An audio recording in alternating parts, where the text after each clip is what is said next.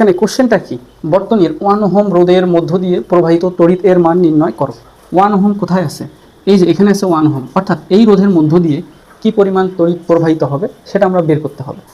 তাহলে আমরা প্রথমে এই বর্তনীর তুল্য রোধ বের করতে হবে। তুল্য রোধটা প্রথমে দেখো, এখান থেকে পাশ দিয়ে যাচ্ছে, গিয়ে এখান থেকে যাচ্ছে এইখানে গিয়ে মূলত ডিভাইড হয়ে গেছে। এই দিকে কিছু গেছে, এই দিকে কিছু গেছে। আমরা যখনই দেখব যে ডিভাইড হয়ে যায় সেটাই হলো সমান্তরাল বর্তনী। তার মানে এখানে R2 4 ওহম এবং R3 4 ওহম এই দুইটা রোধ সমান্তরালে আছে। তাহলে আমরা লিখব এখানে যে R2 ও R3 কিসে থাকবে? সমান্তরালে। সমান্তরালে, ঠিক আছে। তাহলে এর সূত্র কি? সূত্র হচ্ছে যে 1/RP equal 1/R2 plus 1/R3, এভাবে করব।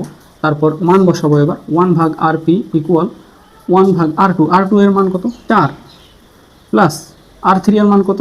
4, মান বসাইলাম। এবার আমরা যদি এটা ভালো করে ক্যালকুলেশন করি তাহলে RP এর মান পেয়ে যাব। বর্তনীটা যদি একটু রিড্র করি তাহলে কি হয়, বর্তনীটা এরকম হয়ে যাবে। এটা হলো আমাদের R1, এখানে দুইটা থেকে একটাতে কনভার্ট করে ফেললাম, সেটা হচ্ছে আমাদের ধরলাম RP, আর নিচে আমাদের আছে 1 ওহম, অর্থাৎ এটা হলো R4।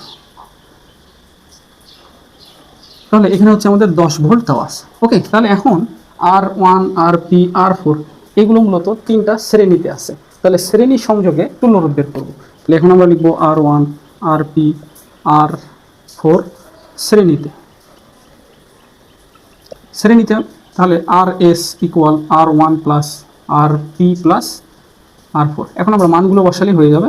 অতএব RS ইকুয়াল R1 এর মান হচ্ছে 2, RP এর মান হচ্ছে 2, R4 এর মান হচ্ছে 1। তিনটা যদি যোগ করি তাহলে RS ইকুয়াল 2 যোগ 2 4 আর 5 ওহম।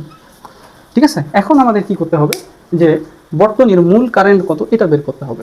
বর্তনীর মূল কারেন্ট বের করার জন্য আমরা ফর্মুলা জানি, সেই ফর্মুলা হচ্ছে যে I ইকুয়াল V/R। তাহলে এখানে V মানে কি? ব্যাটারির ভোল্টেজ কত দেওয়া আছে? 10। আর R এর মান কত? আর মানে আমরা যে তুল্য রোধ বের করলাম এই যে 5 ওহম, সেটাই হলো R এর মান। তাহলে এখানে আমরা বসাবো 5।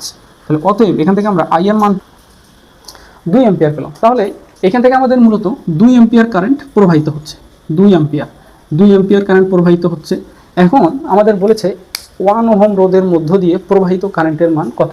তাহলে 1 ওহম মূলত বর্তনীর সাথে কিসে আছে? শ্রেণীতে আছে। অর্থাৎ এখান থেকে দেখা যাক 2 অ্যাম্পিয়ার কারেন্টটা যাচ্ছে, এখানে ডিভাইড হয়ে গেল, হয়ে আবার এখানে এসে জোড়া লাগলো। তাহলে ওই 2 অ্যাম্পিয়ার কারেন্টটাই মূলত 1 ওহম রোধের মধ্য দিয়ে প্রবাহিত হবে। তাহলে এখানে আমাদের অ্যান্সার এভাবে লিখবো, যেহেতু 1 ওহম রোধ বর্তনীর সাথে শ্রেণীতে যুক্ত, এজন্য আমাদের 1 ওহম রোধের মধ্য দিয়ে 2 অ্যাম্পিয়ার কারেন্টটাই প্রবাহিত হবে।